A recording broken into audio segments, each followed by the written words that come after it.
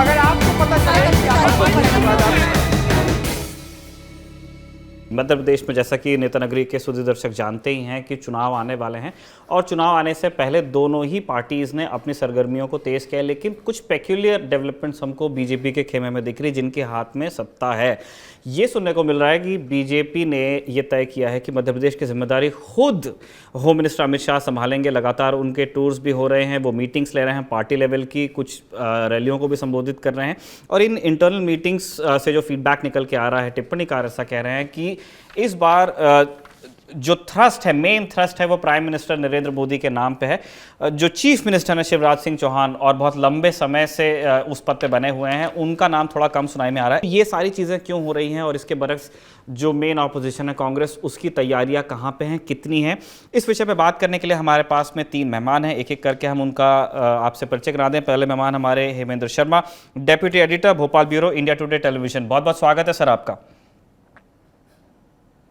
दूसरे मेहमान हमारे मनीष दीक्षित, ये स्टेट हेड हैं पीपल्स समाचार के, एक बड़ा अखबार है मध्य प्रदेश का। तीसरे मेहमान हमारे संजीव श्रीवास्तव, पॉलिटिकल एनालिस्ट हैं। आप तीनों मेहमानों का हम शुक्रिया कर रहे हैं हमें वक्त देने के लिए। ज्योतिरादित्य सिंधिया, जो कि उनके नेतृत्व में एक टूट हुई, उसके बाद में गवर्नमेंट दोबारा बनती है, उनको किस तरह से अकोमोडेट किया जाएगा? जो फर्स्ट लिस्ट आई है अभी हम देख रहे हैं, एक छोटी लिस्ट उन्होंने अभी इशू कर दी है और उसके अंदर कुछ लोगों को टिकट्स मिले हैं, कुछ लोगों को टिकट्स नहीं मिले हैं।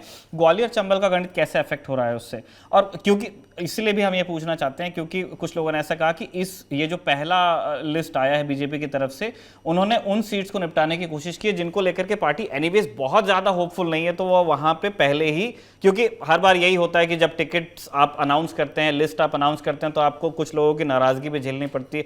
तो अभी वो उन मतलब जो लोअर हैंगिंग फ्रूट्स हैं उनको वो तोड़ने की कोशिश कर रहे हैं। बाकी जहाँ उन्हें ज़्यादा दिमाग लगाने की जरूरत पड़ेगी वो टिकट्स बाद में अनाउंस होंगे। क्या आपको भी ऐसा लगता है? और सिंधिया वाले जो 39 सीट्स जिनका जो टिकट्स में जो प्रत्याशियों के नाम जो भारतीय जनता पार्टी ने डिक्लेयर किए हैं, वो सभी सीटें भारतीय जनता पार्टी की हारी हुई है, उनके पास एक भी सीट नहीं है। और कोशिश भारतीय जनता पार्टी की ये है कि इस तरीके से जो रिजेंटमेंट एन वक्त पे होता है उससे निपटारा से पाया जाए, लेकिन ऐसा हुआ नहीं है। हर रोज जो है बगावत के तेवर बढ़ रहे हैं। कसरावत में, खंडवा में पुतले जलाए जा रहे हैं सिटिंग कैंडिडेट्स के।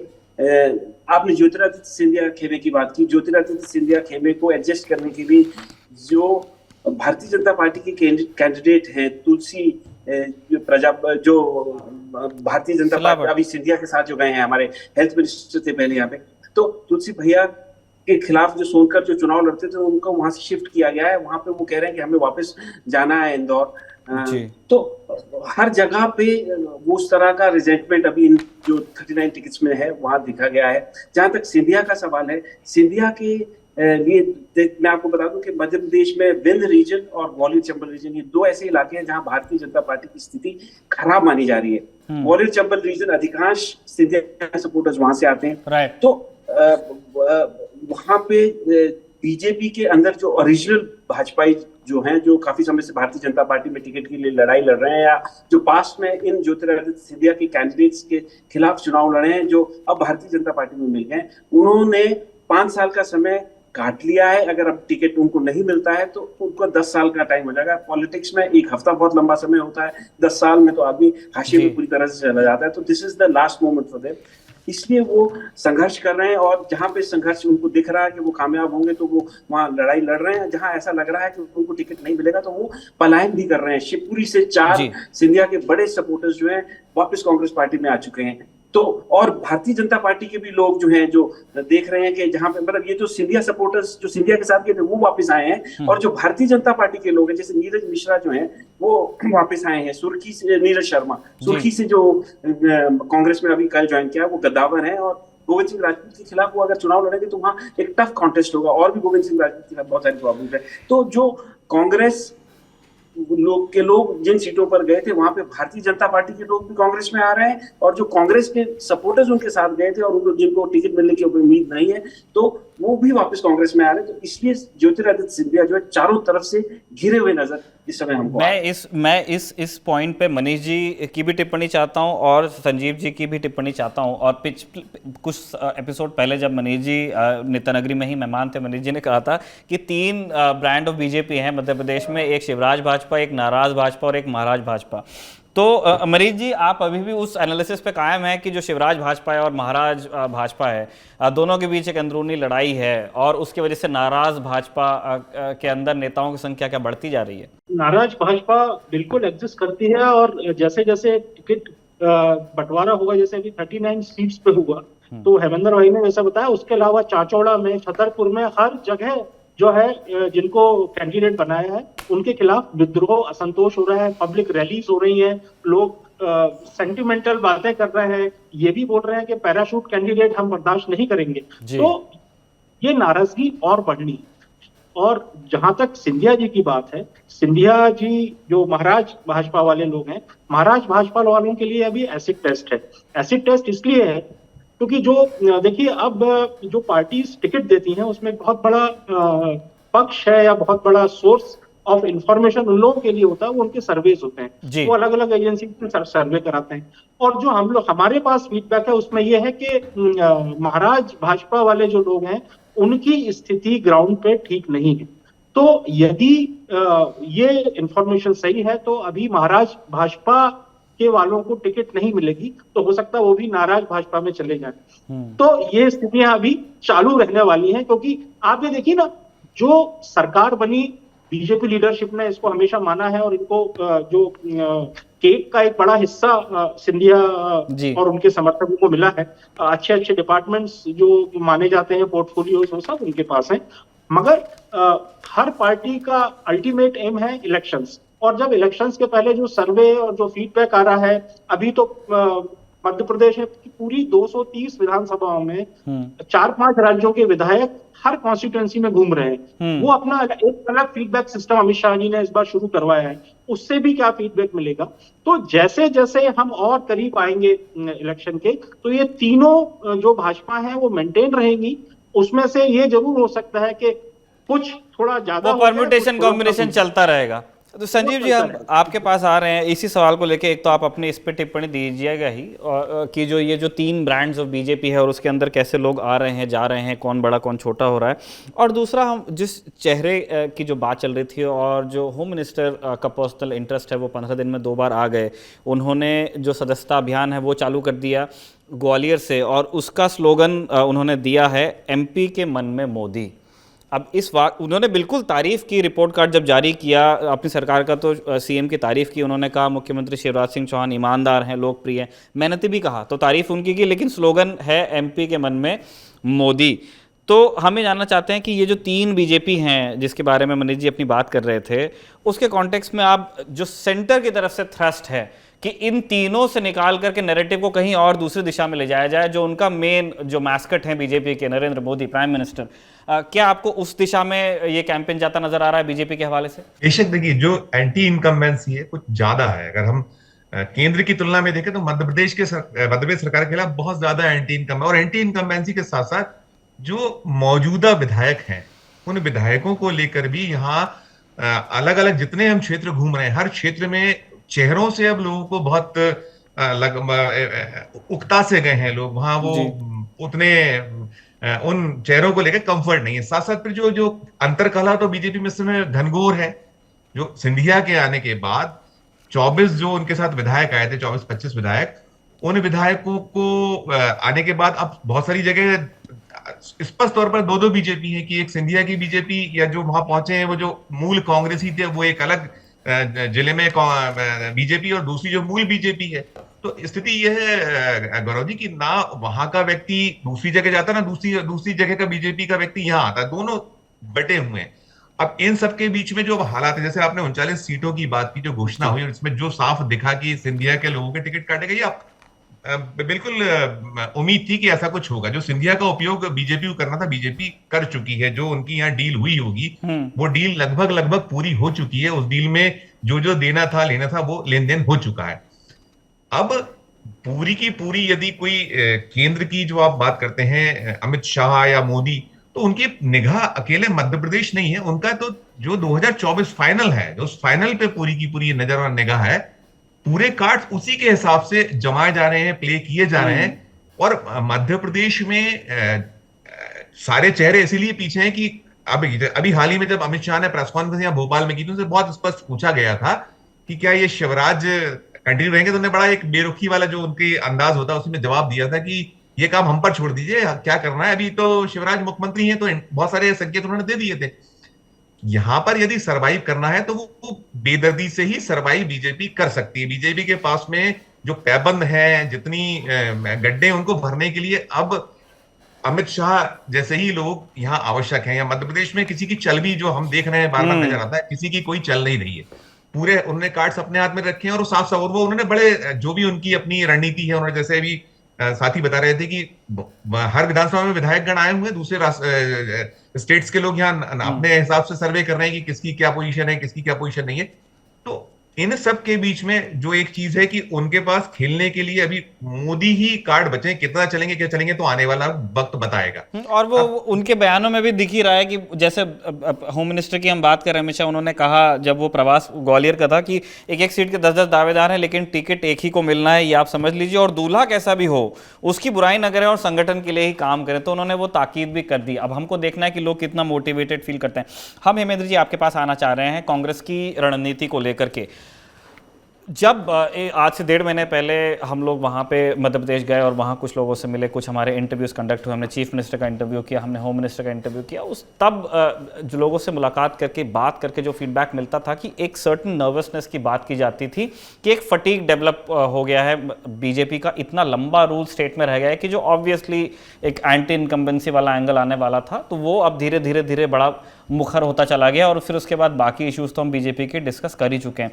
उन्हीं दिनों प्रियंका गांधी आई थी जबलपुर और उन्होंने एक तरह से किक स्टार्ट किया कैंपेन को, और तब कांग्रेस ने खूब बज़ बनाया शिवराज के खिलाफ भी, अपनी पार्टी के पक्ष में भी अपने वो ऐलान किए। उन गारंटीज़ का ऐलान उन्होंने एक तरह से करना शुरू कर दिया जो उन्होंने राजस्थान में और कर्नाटक में किया था। लग रहा था कि माहौल बनता जा रहा है। तब एक व्यक्ति ने हमसे कहा था कि आप ये देखिए कि ये जो एक्टिविटी है, जो इतना बज़ आपको कांग्रेस के खेमे में दिख रहा है, इट विल पीक, क्योंकि उन्होंने बहुत जल्दी चालू कर दिया है।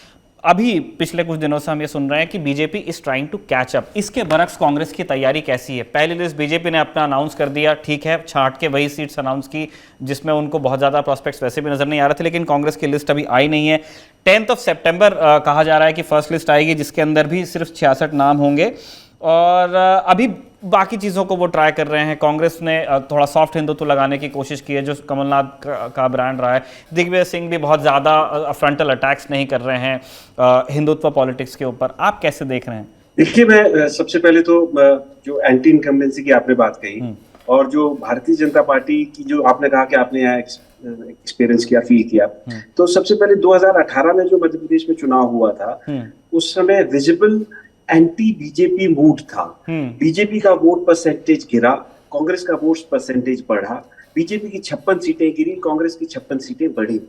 सो विजिबल मूवमेंट जो वोटर्स का वो कांग्रेस की तरफ था। तो एक सवाल आज भी है लोगों के मन में, मेरे मन में भी, और मैं आपसे भी शेयर करना चाहता हूं कि जो 2018 में लोगों ने 15 साल की बीजेपी की सरकार के खिलाफ वोट किया था, क्या 2018 से लेकर 2023 के बीच ऐसा कुछ घटा है कि उनको लगे कि हमको अब वापस भारतीय जनता पार्टी में वोट देना चाहिए? बिकॉज 56 सीटें जो है कांग्रेस की बढ़ी थी और बीजेपी की गिरी थी। जो वोट शेयर बीजेपी का गिरा था 6 से 7% के बीच, उतना ही कांग्रेस का बढ़ा था। तो क्या वो लोग वापस कांग्रेस पार्टी को छोड़कर बीजेपी में जाएंगे? मुझे नहीं लगता ऐसा कुछ हुआ है। इनफैक्ट और ज्यादा एंटी इनकम्बेंसी जो है बढ़ गई है, क्योंकि उसके पीछे फैक्टर ये है कि ये सरकार चुनी हुई नहीं है। ये लोगों ने शिवराज सिंह चौहान के अगेंस्ट वोट किया था, फेवर में वोट नहीं किया था। ये सवाल अमित शाह के भी दिमाग में है, बीजेपी की टॉप लीडरशिप भी माइंडफुल है इस सवाल को लेकर के। और जैसे मनीष जी बता रहे थे कि बहुत सारे सर्वेज भी उन लोगों ने करवाए हैं, और सर्वेज से जो आउटकम निकला है उससे भी ये पता चल रहा है कि बीजेपी की स्थिति मध्य प्रदेश में ठीक नहीं है। इसके विपरीत कांग्रेस पार्टी चुनाव, मतलब जो यहाँ आपस सर्कल में बात होती है कि कोई कंपैरिजन ही नहीं है कांग्रेस और बीजेपी के नेटवर्क पे। बीजेपी बात कर रही है अर्ध पन्ना प्रमुख, पहले पन्ना प्रमुख होते थे, अब अर्ध पन्ना प्रमुख होते हैं। अमित शाह भी कह चुके हैं और तमाम बीजेपी की लीडरशिप इस बात को एक्नॉलेज करती है कि मध्य प्रदेश में बीजेपी का ग्रास रूट लेवल नेटवर्क जो है वो देश में सबसे अच्छा है। कोई कंपैरिजन कांग्रेस के साथ नहीं है। लेकिन ये चुनाव बीजेपी और कांग्रेस के बीच नहीं है, ये चुनाव बीजेपी वर्सेस पब्लिक है। जो लोग 2018 में बीजेपी के खिलाफ वोट दिए थे और उनकी जो वोट जो है वो वैलिडेट हुआ था रिजल्ट से, उसके बाद उस रिजल्ट को नलिफाई करके खरीद फरोख्त या जो भी करके सरकार गिराई गई, वो लोग क्यों वापस बीजेपी में जाएंगे और क्यों नहीं दोबारा अपने आप को एक्सप्रेस करेंगे जब उनको 5 साल बाद वोट डालने का मौका मिलेगा? ये एक बहुत बड़ा सवाल है।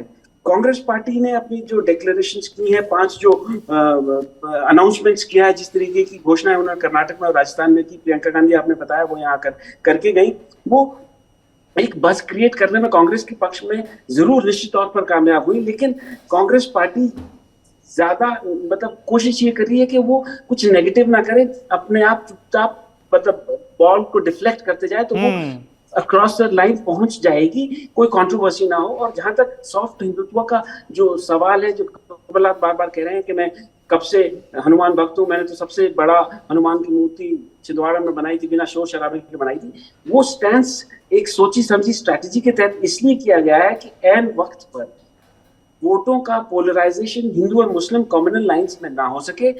ये कैविएट है जनता की अदालत में सॉर्ट ऑफ कमलनाथ का और कांग्रेस पार्टी का, कि हम भी हिंदू हितों की बात करते हैं। और ये आज पहली बार नहीं हुआ, इससे पहले भी कांग्रेस पार्टी ने इस तरह की बातें की है, चाहे वो जब राम टेम्पल का जो गेट्स खोले थे तो भी इसी तरह की बातें हुई थी।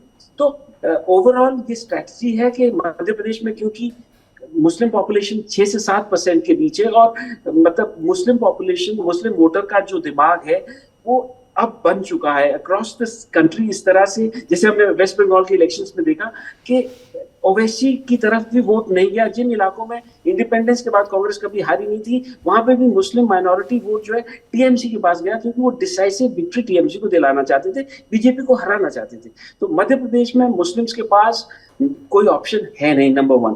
दूसरा, अगर कोई ऑप्शन प्रेजेंट भी करे जैसे आम आदमी पार्टी या AIMIM, तो इतना पॉलिटिकली अवेयर मुस्लिम इलेक्टोरेट है कि वो ये इंश्योर करेगा कि बीजेपी को हराने के लिए किसको वोट देना है, तो वो वोट वहीं गिरेगा। दूसरी तरफ जो बीजेपी हिंदू वोट को कंसोलिडेट करने की कोशिश कर सकती है और कर रही है, बार बार जिस तरीके के बयान आते हैं, होम मिनिस्टर नरोत्तम मिश्रा जिस तरीके से बॉल खेलते हैं, तो उसको शुरू में ही कैविएट उसमें लगा दिया गया है कमलनाथ की तरफ से, और ये वही अटेम्प्ट हो रहा है। और अगर कांग्रेस इस स्ट्रैटेजी में आगे चलने में कामयाब रही और कोई सेल्फ गोल कांग्रेस नहीं करती है, तो अभी कांग्रेस पार्टी की हालत जो है बहुत सॉलिड, अभी बहुत मजबूत ग्राउंड पे दिख रही है। और शायद यही कारण है कि जो लोगों का आना जाना चलता है चुनाव से पहले, वो बीजेपी से जो स्ट्रॉन्ग लीडर्स हैं वो बीजेपी से कांग्रेस की तरफ गए हैं।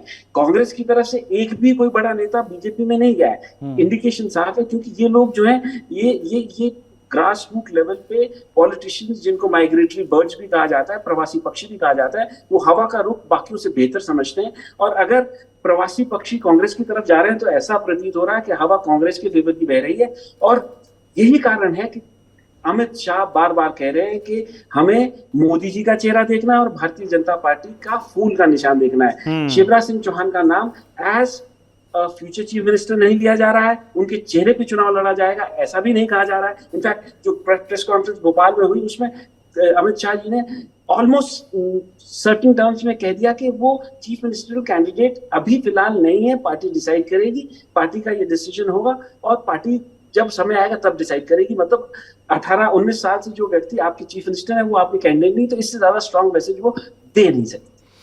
ठीक बात है। हम मनीष जी आपके पास आना चाहते हैं।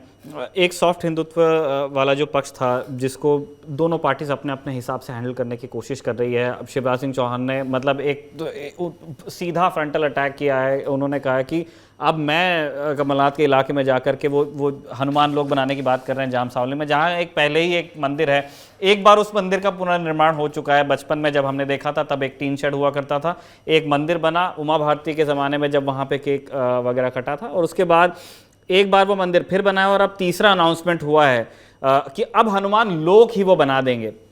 तो ये तो इसका मतलब शिवराज सिंह चौहान भी समझ रहे हैं कि उनको कुछ करने की ज़रूरत है, जिस तरह से कमलनाथ ने खुद को प्रोजेक्ट किया है। हम एक दूसरे एंगल पे आपसे टिप्पणी चाहते हैं कि जो जातिगत जनगणना को लेकर के मध्य प्रदेश में कभी उस तरह से इलेक्टोरली उसका मैथ में बिल्कुल रोल रहा है कि जाति का जो अरिथमेटिक है उसको रिस्पेक्ट करती हैं पार्टी सीटें देने में, लेकिन जिस तरह मंडल कमंडल को लेकर के हिंदी पट्टी के बाकी राज्यों में पॉलिटिक्स हुई है, हाई वोल्टेज और काफ़ी श्रिल, जिसमें खूब शोर होता है, उस तरह का मध्य प्रदेश में हमने कभी देखा नहीं। लेकिन कांग्रेस के जो अध्यक्ष हैं मल्लिकार्जुन खड़गे, जब मध्य प्रदेश आए थे, सागर में उनकी जनसभा हुई, तो कमलनाथ भी वहाँ पे थे और उन्होंने कहा कि जातिगत जनगणना के अलावा सागर में संत रविदास जी के नाम से विश्वविद्यालय भी खोला जाएगा। क्या इस एंगल का ज़्यादा रेजोनेंस हो पाएगा? जो वोटर्स हैं मध्य प्रदेश के, उनके दिमाग में, उनके मानस पे फर्क पड़ता है जातिगत जनगणना जैसे विषयों से? देखिए, जातिगत जनगणना की जो बात है कमलनाथ खड़गे जी ने कही, उसके पहले कमलनाथ बोल चुके थे यहाँ के, अगर हमारी सरकार आएगी तो हम कास्ट सेंसस पे जाएंगे। अब ये एक अभी देखने का विषय है कि इसके रिपरकेशन जनता के बीच में कैसे आ रहे हैं, जनता को इसके एडवांटेजेस डिसएडवांटेजेस कुछ नजर आ रहे हैं कि नहीं आ रहे हैं। मगर एक बात तय है कि एक तरफ सॉफ्ट हिंदुत्व पर दोनों पार्टियों को फोकस है, और SC ST की तरफ गौरव दोनों दल लगे हुए हैं कि उनको हम कैसे अपनी साइड कर लें। क्योंकि मध्य प्रदेश में जिसको भी सरकार बनी है, जिसने SC ST के जो सीटें हैं उसमें मेजर शेयर जिसके पास गया है, वही यहाँ सरकार बनाता है। तो चाहे नरेंद्र मोदी जी हो, अमित शाह हो या खड़गे जी हो, इनका एक टारगेट SC ST, क्योंकि मेरे ख्याल से 85 सीट्स हैं जो टोटल SC और ST की मिला के जो ये कम्युनिटी अफेक्ट करती है, तो मतलब ऑलमोस्ट 1/3 ऑफ द चंक। बाकी सॉफ्ट हिंदू और ये तो चल रहा है, बट एक जो अंडर करंट और बाकी जो चीजें चल रही हैं, एक जैस करके ऑर्गेनाइजेशन है, वो भी इस फ्रंट पर खेल रहा है यहाँ पर। तो जो मुझे ऐसा लगता है कि जनता अब इतनी समझदार हो गई है कि ये धर्म और हिंदुत्व और इस पे अब वोट शायद उतने नहीं पड़ते हैं। ऐसा नहीं है कि पूरा हमारे समाज से खत्म हो गया है, बट ये जरूर है कि इसका ग्रेजुअली इसका परसेंटेज कम होता जा रहा है। लोग जब वोट डालने जाते हैं तो दिमाग अपना अप्लाई करते हैं, एप्लीकेशन ऑफ माइंड रहता है, वो ये सोचते हैं कि ये कौन आदमी क्या करने वाला है। और यही कारण है कि हर तरह की टैक्टिक्स अपनाई जा रही हैं। आप देखिए, कांग्रेस ने 5 अपनी घोषणाएं या गारंटी जिनको वो लोग बोल रहे हैं, जब 5 गारंटी आई, उसमें एक 1500 रुपए का उन्होंने ऐलान किया कि हम महिलाओं को 1500 रुपए देंगे, जैसा प्रयोग शायद उन्होंने हिमाचल के इलेक्शन में सबसे पहले अनाउंस किया था। तो उसके आने, और उसमें फिर वो 500 रुपए में सिलेंडर जैसा राजस्थान में दे रहे हैं, शायद एम्प्लॉइज को वो पुरानी पेंशन, इस तरह की 5 गारंटी है। तो ये जब चीज मार्केट में आई, उसके within a month BJP Ladli Behna scheme जो आई है अभी मध्य प्रदेश सरकार की, और जिसमें शायद 2-3 इंस्टॉलमेंट चले भी गए, अभी उसकी अमाउंट और इंक्रीज होने वाली है।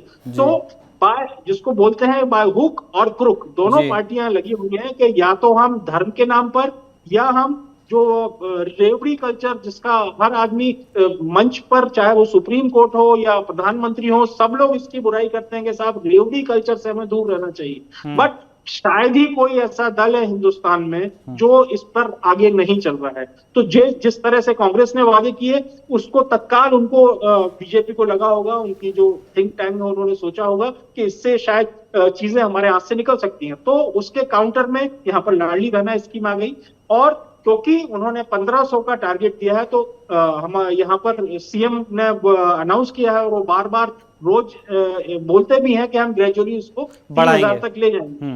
1250 तो अभी शायद 27 तारीख को एक वो फंक्शन है जिसमें लाडली बहना पूरे प्रदेश से आने वाली है, तो शायद मुख्यमंत्री जी उसमें 250 या 500 रुपए बढ़ा दें, जिससे एक मैसेज देने की कोशिश है कि अभी कांग्रेस ने जो किया है वो तो कमिटमेंट है, हम आपको देना शुरू कर दिए तुरंत। तो फाइन लाइन है जो अब इसमें वोटर को ये देखना है कि वो किसके साथ जाता है, क्योंकि बाकी सब तो ठीक है कि धर्म और ये सब चलेगा, और ये हर चुनाव में चलते हैं। मगर अच्छी बात जो इतने सालों से चुनाव कवर करते हुए ये देख रही है, जैसे हेमेंद्र ने अभी वेस्ट बंगाल का उदाहरण दिया कि लोग केवल मुस्लिम नहीं, बाकी समाज भी अब इस सोच के साथ वोट डालते हैं कि हमको किसको जिताना है, और डिसाइसिव, मतलब वो लोग उनकी पसंद जाहिर करते हैं। कोई अपना वोट जो है वेस्ट नहीं करना चाहता। गुरु, अंतिम सवाल की ओर हम बढ़ रहे हैं, और ये हमारा संजीव जी के लिए है। हो सकता है कुछ सप्लीमेंट्री सवाल इसमें से निकल आए तो हम और पूछेंगे। संजीव जी, हम ना अरविंद केजरीवाल और आम आदमी पार्टी के प्रोस्पेक्ट्स को लेकर के बात आपसे करना चाहते हैं। अरविंद केजरीवाल आए अब उन्होंने कहाँ पे रैली की, उस चॉइस को लेकर के हम बड़े क्यूरियस हैं। उन्होंने महाकौशल में रैली नहीं की, जो आप बाय एरिया देखेंगे तो सबसे बड़ा संभाग है मध्य प्रदेश का। उन्होंने मालवा में नहीं की, जो आप बाय वेल्थ देखेंगे तो वो सबसे संपन्न संभाग है मध्य प्रदेश का। वो पॉलिटिकल एक्टिविटी के हिसाब से आप देखें, ना उन्होंने ग्वालियर संभाग में सभा की, ना उन्होंने चंबल संभाग में सभा की। उन्होंने चुना सतना को, और वहां पे वो 10 गारंटी भी दे करके गए, और उसमें उसका ट्यून वही है जो उनका दिल्ली में या पंजाब में वो पॉलिटिक्स है। उन्होंने फ्री बिजली का ऐलान किया, उन्होंने पुराने नवंबर तक के वो पुराने बिलों को माफ़ करने की बात कर रहे हैं, स्थायी नौकरी की बात कर रहे हैं, कच्चे टीचरों को पक्का करने की बात कर रहे हैं, मोहल्ला क्लिनिक की बात कर रहे हैं, बेरोजगारी भत्ते की बात कर रहे हैं। इस तरह की बातें वो अपने जो उनकी रैली हुई उसमें वो बोल के गए हैं। आपको क्या लगता है, एक मैं तो पहले ये जानना चाहता हूं कि जो उन्होंने जिस एरिया को चुना अपने कार्यक्रम के लिए, उसके क्या कारण थे बीजेपी और कांग्रेस की पॉलिटिक्स के बरक्स, और जो गारंटीज उन्होंने इशू की हैं, अब जब पहले ही मध्य प्रदेश में भारतीय जनता पार्टी और कांग्रेस दोनों ही अपने तरफ से अनाउंस कर चुकी हैं बहुत सारी, जिसको कुछ लोग फ्रीबीज भी कह देते हैं, या आप उन पार्टी से पूछेंगे तो वो कहेंगे कि ये तो जन कल्याणकारी योजना है। रिडिस्ट्रीब्यूशन एमपी में बहुत हो रहा है, आप फ्री बिजली की बात कर रहे हैं, एमपी में जनरली लोगों के 100 रुपए के ही बिल आ रहे हैं।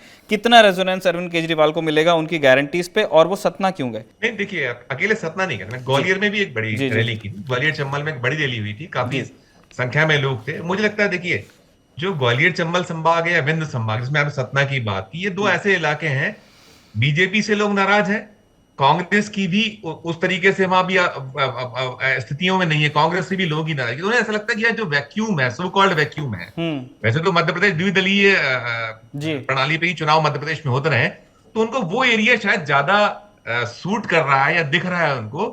और सबसे खास बात है कि दिल्ली से निकट भी पड़ता है, साथ साथ कुछ जो इक्वेशंस है वहां तमाम प्रकार की। तो आप देखिए कि मध्य प्रदेश में जो हुए हैं दौरे तो ही हैं, पंजाब में जो कुछ हो रहा है, पंजाब से रिलेटेड हर दिन यहाँ विज्ञापनों की बाढ़ सी है अखबारों में। मतलब ये मानकर चल रही है, जो मुफ्त की जो आप बात करते हैं, उस मुफ्त को कैश कराने की कोशिश पूरी तरीके से केजरीवाल उनका दल यहाँ करने में लगा हुआ है। अगर आप टीवी यहाँ जो स्टेट के जो हमारे रीजनल चैनल्स हैं उनको उठा के देख लीजिए, कुछ नेशनल चैनल्स भी चल रहे हैं, तो वो सारा कुछ बता रहे हैं कि हमने भी क्या कुछ दे दिया है। कांग्रेस तो अभी वादे कर रही है, बीजेपी से जो नाराजगी है, तो अपने जो उनकी मुफ्त की जो योजनाएं हैं या जो उनका अपना कार्य करने की शैली, उस सब के मार्फत वो कोशिश में है कि यहाँ जो दोनों दलों से ज्यादा नाराजगी है उनको कहीं हम कैश करा लें। तो उसी के बरक्स यहाँ पूरा का पूरा जमावट, या वैसे मैं ये पा रहा हूँ कि जैसी उम्मीद थी कि केजरीवाल यहाँ बहुत एग्रेसिव अंदाज में अपने दल को लेकर मध्य प्रदेश में आएंगे, वैसा कुछ नहीं हुआ। ये थोड़ा एक अचरज सा दिखता है। हालांकि उनके आने से नुकसान कांग्रेस को कुछ ज्यादा होना है यहाँ मध्य प्रदेश में। जैसा मैंने कहा कि द्विदलीय जो चुनाव होते रहे, इन सब के बीच में तो मुझे लगता है कांग्रेस को शायद कंफर्ट महसूस करती होगी, वो देख रही है या उनका अपना जो चल रहा है। लेकिन हाँ, वो अपनी जगह बनाने की, और अगर आप देखिए जो पिछला जो था, तो उन्होंने सिंगरौली में महापौर का चुनाव जीता था, कुछ पार्षद के चुनाव जीते थे, तो उन्हें ऐसा लगता है कि वो उसको ही आगे बढ़ाया जाए। सिंगरौली की जो उनकी महापौर है वो मध्य प्रदेश की उनकी प्रमुख है। तो इन सब के बरक्स यहाँ अपने डने बसाने की कोशिश केजरीवाल उनका दल यहाँ कर रहा है, ऐसा मैं मानता हूँ। लेकिन उस चीज़ से तो हम भी अग्री करते हैं कि जितना हमें लगा था कि वो इंटरेस्ट लेंगे, मध्य प्रदेश में लिया नहीं। जबकि देखिए गुजरात में कितना अटेंशन, कितना फोकस था, जबकि वो एक गुजराती स्पीकिंग स्टेट है और वहाँ भाषा की थोड़ी सी दिक्कत थी। एमपी में बिल्कुल नहीं है। एमपी में आप कहीं भी चले जाइए, आप हिंदी में बात करेंगे, लोग बिल्कुल अच्छी हिंदी बोलते हैं, समझते हैं, चाहे उनकी बोली कोई दूसरी भी हो, और कंड्यूसिव है। यहाँ पे उस तरह की श्रिल आपको या वैसी कम्युनल पॉलिटिक्स नहीं देखने को मिलेगी, या वैसी कास्ट पॉलिटिक्स देखने को नहीं मिलेगी, जो कि थोड़ा सा मुश्किल जाता है अरविंद केजरीवाल को डील करने में। बावजूद इसके एक टैक्टिकल रिट्रीट दिखता है। उन्होंने अपना ज़्यादा फोकस के साथ में, हमें ऐसा लग रहा था कि शायद वो ज़्यादा इंटरेस्ट लेंगे। एनीवेज, मध्य प्रदेश में चुनाव होने को हैं, उसके साथ में छत्तीसगढ़, राजस्थान में, देश के और राज्यों में भी चुनाव होंगे, और फिर अगले साल तो इसमें एक चीज बोलना चाहूंगा, एक चीज जी नहीं, इसमें ये कहना चाह रहा था कि जो केंद्र में जो एक गठजोड़ बनाने की बात है, हालांकि भी बहुत साफ नहीं है, कई अलग आप केजरीवाल का दल है जो उस तरीके से सामने नहीं आ पाया है। ममता ने कुछ चीजें दिखाई हैं, ममता और केजरीवाल की कहीं जो मित्रता है या जिस तरीके से एक दूसरे के प्रति उनका लगाव सा दिखा है, जो राजनीतिक लगाव कह लीजिए, तो मे बी कि ये भी एक वजह हो सकती है कि उन्होंने जो अपने आप को थोड़ा सीमित किया है मध्य प्रदेश में, तो शायद ये भी एक कोई पीछे की रणनीति हो सकती है कि कांग्रेस को ज्यादा नुकसान ना पहुंचे और बीजेपी को जो बाहर करने का है। तो यदि मध्य प्रदेश में बीजेपी आ जाती है या वापसी करती है, तो नुकसान तो अल्टीमेटली जो नेशनल एक सीनेरियो में जो पूरा का पूरा एक गठजोड़ बनना है उनको होने वाला है, ऐसा मैं मानता हूँ। गौरव, ठीक, इसी नोट पे हम चाह रहे हैं कि नेता नगरी के इस सत्र को कंक्लूड किया जाए। कारण ये है कि हमें अगले प्रोग्राम्स के लिए भी निकलना है, और चूंकि मध्य प्रदेश में चुनाव होने वाले हैं, छत्तीसगढ़ राजस्थान में, और फिर अगले साल तो फिर पूरे देश में जनरल इलेक्शंस हैं। हम लगातार इन फोकस एरियाज़ पे, जो हमारे फोकस स्टेट्स हैं, उनके ऊपर कार्यक्रम करते रहेंगे। और इसीलिए पहले से ज़्यादा अब हम संजीव जी आपको, मनीष जी आपको, हेमेंद्र जी आपको डिस्टर्ब करते रहेंगे। तो प्लीज़ जब जब हम आपसे निवेदन करें, अगर आपका स्केड्यूल अलाउ करे तो प्लीज़ नेता नगरी में आप इसी तरह आप हमारे और हमारे दर्शकों के जो व्यूज़ हैं, जो जानकारी है, उसको एनरिच करते रहें। बहुत बहुत शुक्रिया आप तीनों का, आज आपने टाइम दिया, और बहुत बहुत शुक्रिया दर्शकों का भी जिन्होंने इस सेशन को देखा।